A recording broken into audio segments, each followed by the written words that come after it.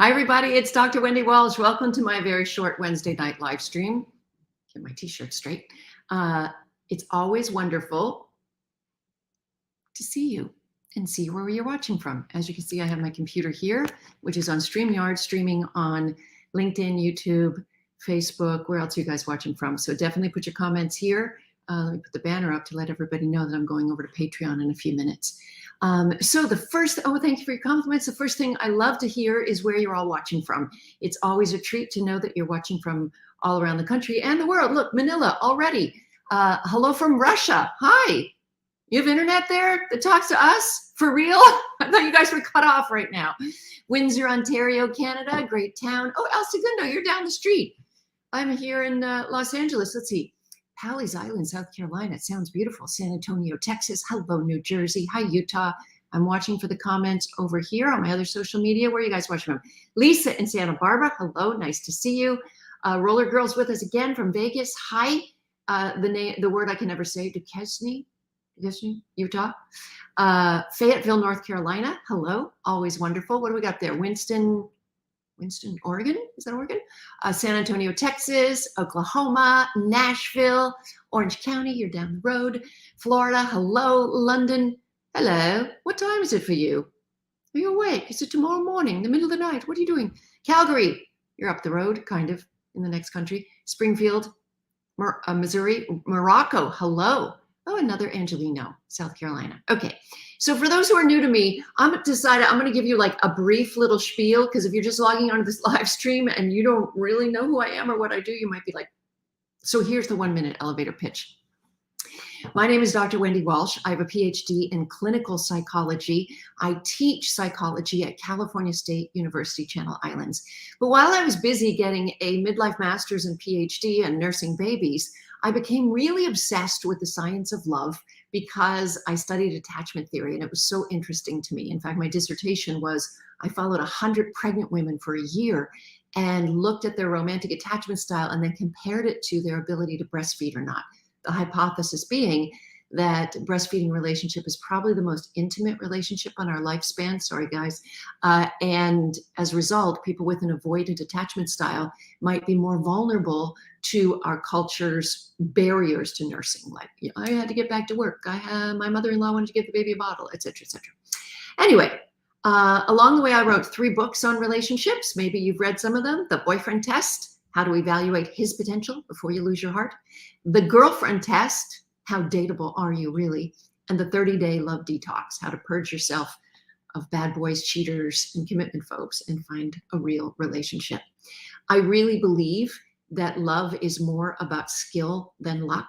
And I am proud to teach the skills that I not only learned in textbooks, but put into practice. I'm now in a very committed, secure relationship I'm very happy with. I have 2 grown daughters. Hopefully they will have secure attachments at some point. They're age 19 and 24. And so hello, Melbourne. Nice to see you. And hello, Romania. You're from all over. So I'm going to answer a few relationship questions if I can. Reminder to everybody, I do not have a license to practice psychotherapy. I'm not a psychotherapist. I happen to be a psychology professor who has studied the science of love for a very long time. So think of it as the, personal advice from an educated friend. So if you have a relationship question, put it up and I'll post it. Oh, Jonathan's got a question about mechanics here. How do you record your radio show? Ask Dr. Wendy Walsh. Okay, so here's the thing. I have a radio show on iHeart Radio here in America, but you can get it anywhere on the iHeart Radio app. You download the iHeart Radio app. You can listen to it anytime. We're 3 hours live on Sundays from 4 o'clock till 7 o'clock p.m. Pacific time. But you can also download it and listen to it anytime you want. The question is simply, why gays? Knowing that I'm very interested in evolutionary psychology, why don't I answer that question pretty quickly? So anthropologists are pretty clear that humans use sex for all kinds of things, not just reproduction. It's a way to form alliances, it's a way to social climb, etc. And there is speculation that having a gay brother or a gay sister helped your reproductive fitness anyway, because you had an extra set of child-free hands to help you with your kids. So therefore, when a gay aunt or uncle is nurturing their nieces and nephews, they're also nurturing their own genes that lie in their nieces and nephews. And so that's how it stays alive in evolution's chain. Oh, thank you for your kind words. I'm sorry to hear you were in a toxic relationship. Get to a good licensed therapist to heal. Let's see what this question is. Taylor says, I had an attractive guy who a mutual friend DM'd me on Instagram after a flirty convo. He told me he couldn't talk to me because I had a history with his good friend 4 years ago. Then why did he even message me? Taylor, this is an excellent question. When I was young, this happened to me once. And a guy was like, he asked me out and then he canceled and said, I found out you went out with a friend of mine. So here's the thing about male sexual psychology. It is inherited in them. Rationally, I know they know this shouldn't make sense, but men have an inherited fear that they will be cuckolded, and they fear male competition. Cuckolded meaning when a bird lays an egg in another bird's nest. So there's this fear that, you might get back with him, that, you might tell secrets to him about him, right? They have this, so many men, and many evolved men are working hard to overcome these feelings, but they have this feeling when they have sex with a woman that they're the first and only ever. That's why a lot of guys don't want to hear about women's sexual history, no matter how advanced they are. Now, am I saying this is right or wrong? No, it's wrong, of course. But I also have a great understanding for how evolution has selected it for us. Okay, who else we got here? Nice to meet you too, Natalia. What have we got up here? Another question.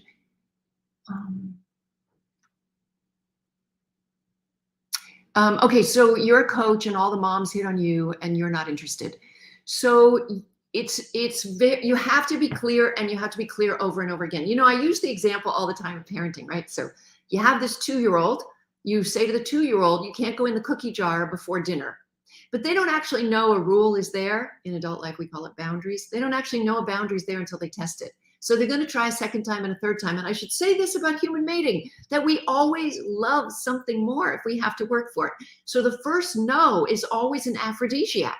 It really is. The first time someone goes, no, I'm really not interested, they go, what do I have to do to make them interested, right? So you have to be repetitive and you have to be firm. And you can't, even though you think you're not leading them on, you can't sit around and chit chat with them. You have to cut it off. You have to move away. You have to be very clear with your body language, your vocal tone, the amount of time and attention you give them, that you are not interested. Okay. Thank you for your kind words. I'm so sorry to hear that you lost your wife. How do you meet people in this technology crazed world? And dating apps are awful, not an option. Well, let me say this. Dating apps are not awful. I met my boyfriend on a dating app. It's how you use a dating app. That's the problem. They biohack your brain.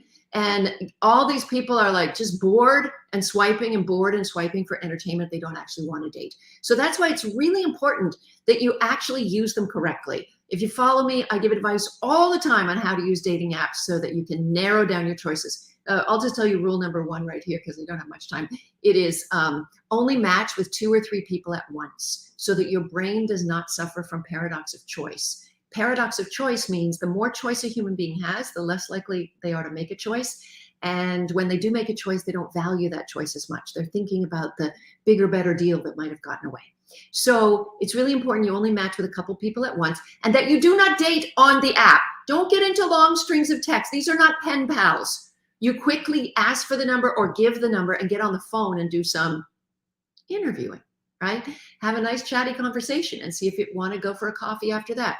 Now, if somebody's not responding you to on the app, swipe away. They're just doing it either because their box is full of 20 people or they're bored. So don't get your hopes up on something you see on an app. Just swipe away. All it is an elimination process. The game of finding somebody who is a good match for you is about eliminating 1,000 bad matches. And it is an endurance test. Don't focus on the first one and try to hope it'll grow.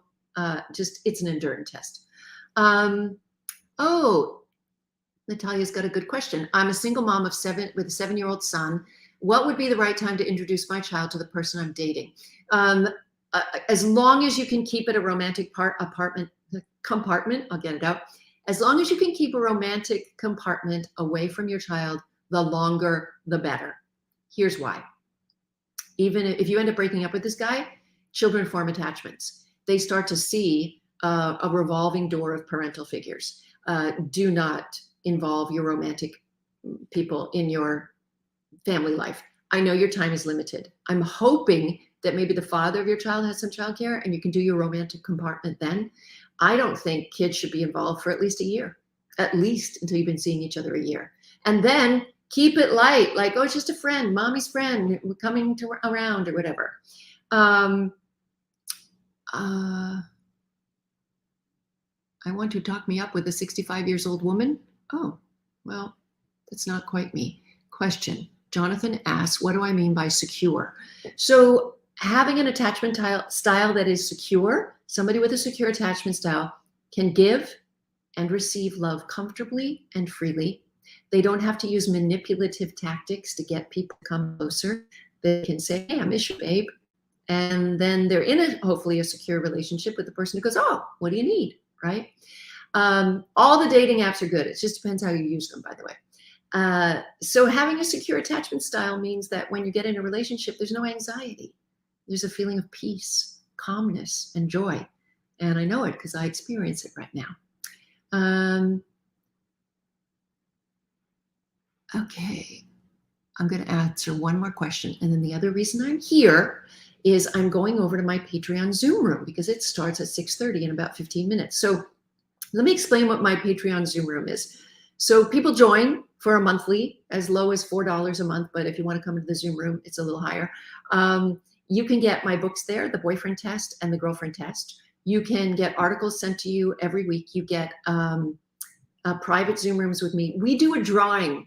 Listen to this. On Patreon, we do a drawing for a private phone conversation with me once a week. And just because of scheduling, I got a little backed up. So I talked to 3 different patrons today and had these conversations. You know, it was such a joy to really meet the people who follow me, get to know them, find out what they're going through. Reminder, it's not therapy. It's just like friendly chit chat. Interesting enough, the 3 that I spoke with today were all longtime listeners of my radio show. And they all said to me, you know, you talk the same on the phone and in real life as you do on the radio. And I'm like, yeah, I am who I am. Like there's no person, I don't have a performance personality. So anyway, if you would like to join my Patreon, I would love to meet you. Come on over.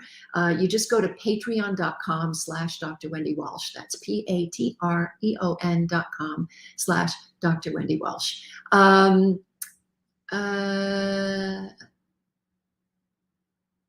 Yeah, you should terminate if the questioning continues. If this guy keeps asking you for a threesome, you keep telling you you're not into it, you've been together 4 years, you're going to ask him this question next. Are you planning on finding it without me? Because let me know before you do.